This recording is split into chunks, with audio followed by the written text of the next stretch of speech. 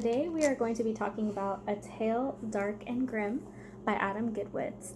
It's a middle grade reader for ages 9 to 12, and it goes over different Grimm fairy tales. So just in case Grimm fairy tales aren't interesting to you, you think they're boring or for kids, Gidwitz goes into it a little bit in his prologue.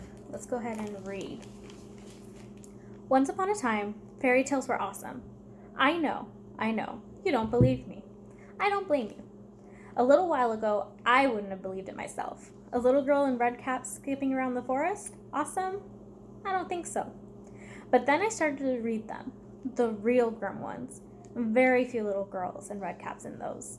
Well, there's one, but she gets eaten. Gidwitz is trying to go back to the roots of fairy tales. Over time, as retellings have happened, they've gotten less and less gruesome, and he discusses this in the prologue as well.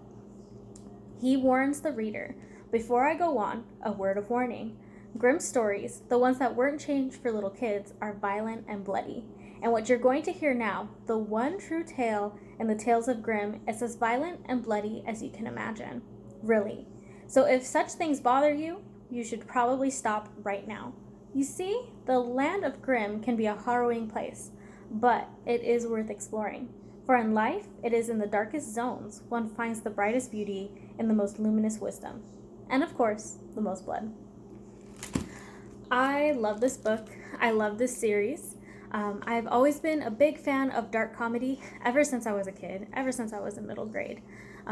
Series of Unfortunate Events by Lemony Snicket was one of my favorites because it really showed two opposite sides. It shows that you can be in a very dark place, in a very gloomy environment, in a very gloomy setting, with very sad things happening, but there can also be a comedic relief when it comes to it. I found that in the Tale of Dark and Grim.